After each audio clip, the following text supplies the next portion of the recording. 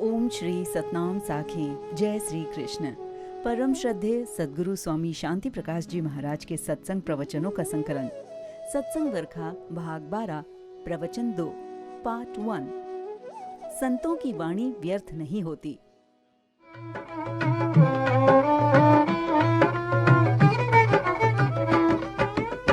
कर दया गुरतियो दिलदारी मां भी वन्ना बलहारी कर दया गुरतियो दिलदारी।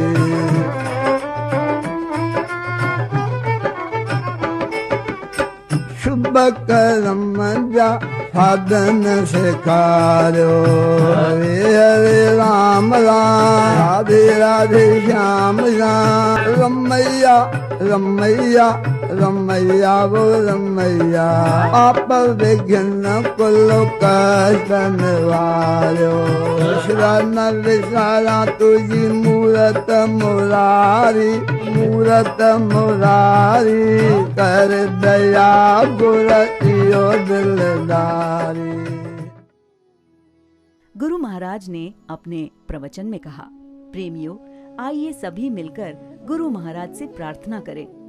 गुरु महाराज जी कहते हैं, ये जीव कितना ही अपनी चलाए हांके, पर भगवान संतों, गुरुओं, बड़ों की दया के बिना अपना कार्य पूरा नहीं कर सकेगा। इस जीव को भगवान की दया चाहिए। एक बात है, शुभ कर्मों के साधन सिखाइए। गुरु से यही प्रार्थना है। नाम भी सभी जपते हैं, तीर्थ भी बहुत लोग करते हैं। यज्ञ, हवन, पाठ, पूजा, सत्संग, दान पुण्य आदि शुभ कर्म सारी दुनिया थोड़ा बहुत करती है, पर किस युक्ति से करें, वो युक्ति गुरु महाराज जी से पूछनी चाहिए। कोई भी काम रीति से करना चाहिए। एक आदमी कश्मीर गया था, वहाँ केसर का खेत देखा, बड़ा खुश हुआ। केसर एक महंगी चीज थी, बड़ी खुशबूदार, देखने में बहुत अच्छी। उसने सोचा, मैं अपने मुल्क में केसर उगाऊं। वो केसर का बीज लेकर अपने मुल्क में आया, किसान को बुलाया और कहा, मेरी मर्जी है कि केसर यहाँ लगाऊं। किसान ने कहा, मुझे पता नहीं केसर कैसे लगाते हैं, इसको लगाने के लिए आदमी भी कश्मीर से मंगवाइए। सेठ मान गया, उसने कश्मीर से आदमी मंगवाया। आदमी ने उसके मुल्क की मिट्टी देखकर कहा कि हर चीज का अपना असर होता है, ये मिट्टी ठीक नहीं है, कश्मीर से ही मंगवानी चाहिए। केसर इतनी गर्म होती है कि हमारे एक भाई केसर के खेत से गुजरे तो उनकी नाक से खून बहने लगा। सेठ तो बहुत अमीर था, उसने गाड़ियां भरकर वहां से मिट्टी मंगवाई, केसर लगाई, पर फिर भी केसर नहीं उगी। अब क्या करें? तब सब किसानों ने मिलकर सलाह दी कि साईं, पानी भी वहाँ का ही चाहिए, केसर की तबीयत को कश्मीर के पानी की जरूरत पड़ेगी। सेठ ने पानी भी कश्मीर से मंगवाया, पर अफसोस फिर भी केसर नहीं उगी।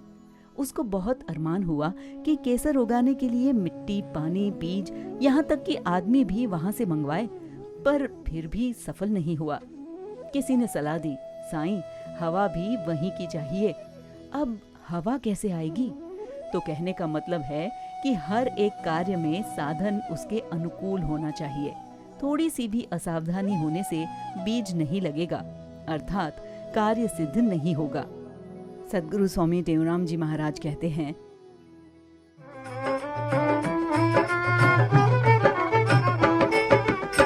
शुभ कर्म जा साधन सिखारो, हरे हरे राम राम राधे राधे श्याम श्याम। रमैया रमैया रमैया वो रमैया, आप विघ्न कुल कष्ट निवारो।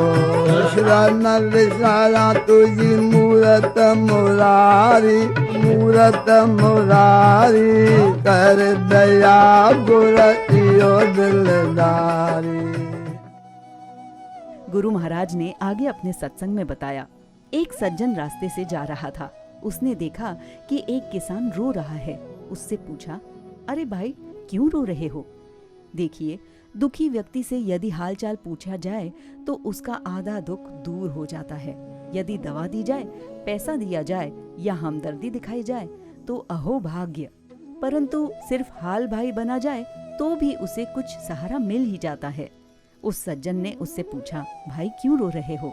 उसने कहा, मैंने बीज तो बोया पर पानी है ही नहीं, पानी कहाँ से लाऊं? कभी बरसात होती है, कभी नहीं होती है, कई दिनों से खेती बाड़ी हो ही नहीं रही है। उस सज्जन ने कहा, भाई ऐसा करो, सिर्फ बरसात पर निर्भर मत रहो, कुआं खोदो और आपात पानी पैदा करो। यदि वर्षा हुई तो उसका पानी काम आएगा, नहीं तो कुएं के पानी से काम चल जाएगा। किसान बोला, भला कुआं कैसे खोदूं? सज्जन ने कहा, यही पास में तब तक खड्डा खोदो जब तक पानी निकले। वो अपनी सलाह देकर चला गया। उस किसान ने हाँ तो कहा पर पूरी बात नहीं समझी। खड्डा खोदा लेकिन गहरा नहीं। उसने खुदाई नाली जैसे की, फरलांग 2 फरलांग चौड़ा कर दिया। पानी निकल ही नहीं रहा था। भला पानी कैसे निकलता? पानी तो नीचे होता है, ऊपरी सतह पर नहीं। वक्त भी बेकार गया, मेहनत भी गई, दुख हुआ वो अलग। अब क्या करे? एक दिन योगायोग वो सज्जन फिर वहां से गुजरा और किसान से पूछा, अरे भाई अब तो खुश हो ना? किसान बोला, नहीं, अब पहले से भी ज्यादा दुखी हूँ, क्योंकि नुकसान बहुत हो गया है। ऐसा कहकर उसने खड्डा दिखाया। सज्जन ने कहा, अरे तूने खड्डा तो खोदा है पर बेकार, खड्डा गहराई से खोदा जाता है, तूने नाले जैसा खोदा है।